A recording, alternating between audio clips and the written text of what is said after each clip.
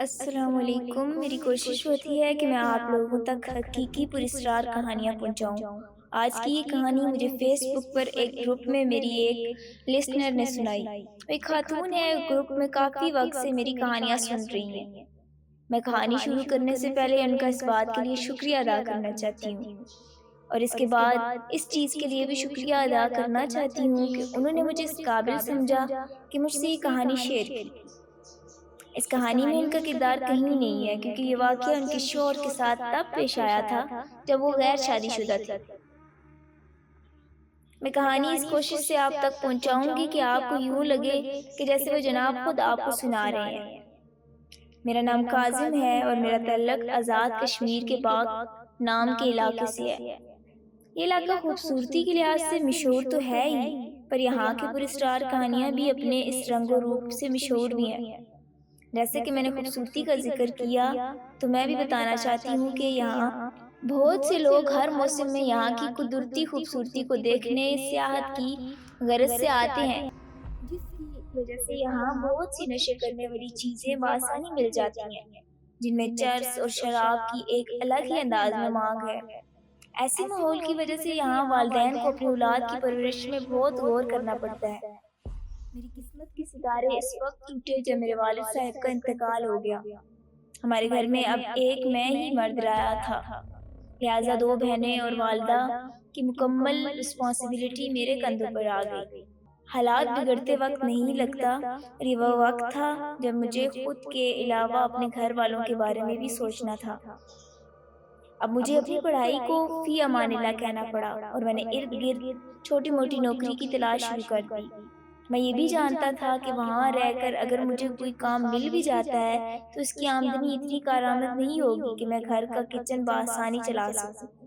اور مسئلہ یہ بھی تھا کہ صرف کچن ہی چلانا میرا مقصد نہیں تھا، میں گھر کی چھوٹی سی چھوٹی ضرورت اپنے ہاتھوں کی محنت سے پوری کرنا چاہتا تھا۔ اس وقت اپنی ان خواہشات اور ضروریات کو دیکھ کر میں نے لاہور جانے کا سوچا کہ شاید وہاں یہاں سے کچھ بہتر مل جائے۔ میں کچھ ہی دنوں میں لاہور پہنچ گیا، اور مجھے جلد ہی وہاں میری مرضی کی آمدنی کے مطابق نوکری بھی مل گئی۔ پر شاید میں جس چیز سے بھاگ رہا تھا وہ میرے ہی گلے کا ہار بن گئی۔ مطلب میری نوکری ایک بڑے ہوٹل کے بار میں لگی۔ میں وہاں سپروائزر تھا۔ وقت گزرنے کے ساتھ ساتھ مجھے شراب پینے کی بری عادت بھی لگ گئی، پر میں یہ سب کمرے میں بند ہو کر کرتا۔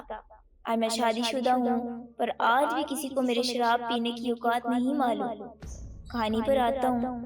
وقت کے ساتھ ساتھ کافی کچھ بدل گیا، اور وقت یہاں تک پہنچ گیا کہ میری بڑی بہن کی شادی طے ہو گئی، جس کی وجہ سے مجھے کچھ دن کی چھٹی لے کر اپنے گھر اپنے وطن واپس آنا پڑا۔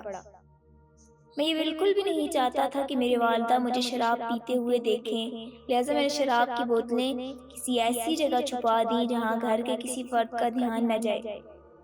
رات کی کسی پہر مجھے شراب کی طلب ہوئی، جس کے باعث مجھے گھر والوں سے چھپ کر بوتلوں کے ہمراہ کسی پرسکون جگہ جانا مناسب لگا، کوئی ایسی جگہ جہاں کوئی مجھے دیکھ بھی نہ سکے اور میرے نشے میں ہونے کی وجہ سے کسی کو مسئلہ بھی نہ ہو۔ ہمارے گھر کے پاس ہی ایک بہت بڑا جنگل تھا، یہ کہہ لیں کہ ہمارا گھر ہی جنگل کے بیچ میں بنا ہوا تھا۔ میں گھر سے نکل کر جنگل کی طرف چل پڑا۔ وقت شاید آدھی رات کا ہو چکا تھا۔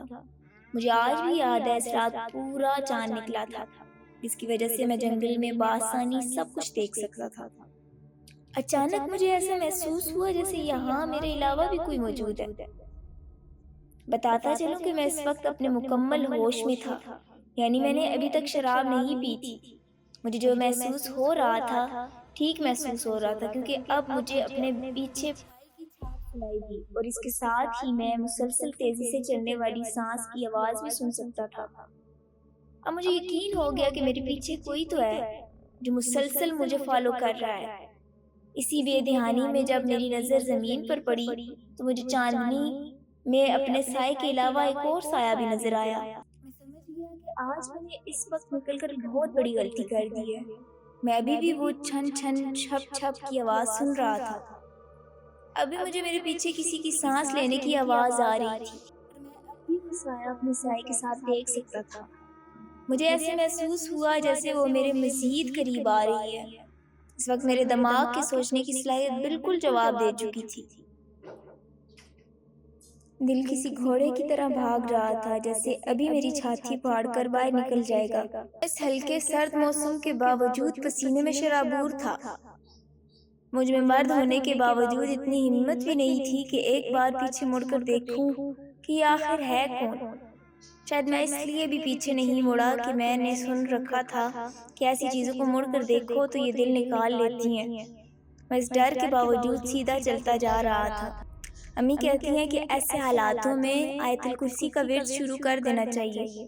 میں نے فوراً سے پہلے دل میں آیت الکرسی پڑھنا شروع کر دی۔ اب میں یہ سن کر اور ڈر گیا کہ آواز مجھے سانسوں کی آ رہی تھی وہ راہٹ میں تبدیل ہو گئی۔ ایسا لگ رہا تھا جیسے کوئی خونخوار جانور میرے پیچھے غراتے ہوئے چل رہا ہے۔ اس سب کے باوجود میں نے آیت الکرسی کا ورد بند نہیں کیا۔ اب مجھے وہ آواز خود سے دور ہوتی سنائی دی۔ اب میں نے جب زمین پر دیکھا تو وہ سایہ بھی مجھ سے دور ہوتا جا رہا تھا۔ جلدی وہ وقت بھی آ گیا جب وہ سایہ مجھ سے مکمل دور ہو گیا اور وہ آوازیں آنا بھی ختم ہو گئیں۔ اب شاید میں مزید ڈر گیا کہ کہیں ایسا نہ ہو وہ میرے سامنے کی طرف سے آ جائے۔ خیر اس سب کے دوران مجھے احساس ہوا کہ میں گھر سے بہت دور نکل آیا ہوں اور اب میرے سامنے سڑک آ گئی تھی۔ میں نے ابھی تک پیچھے مڑ کر نہیں دیکھا تھا۔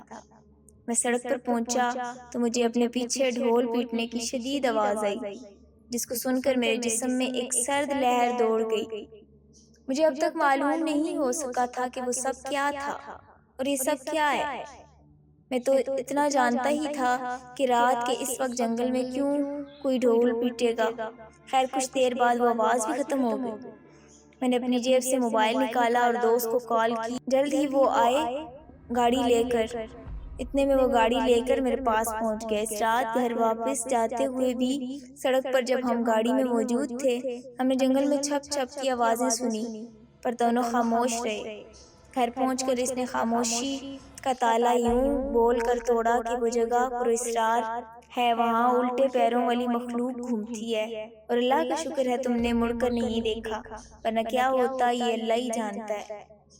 صحیح کہتے ہیں جسے رب رکھے اسے پھر کون چکھے۔ اگر ہماری کہانیاں پسند آئیں تو ہمارے YouTube چینل کو سبسکرائب کریں۔ شکریہ۔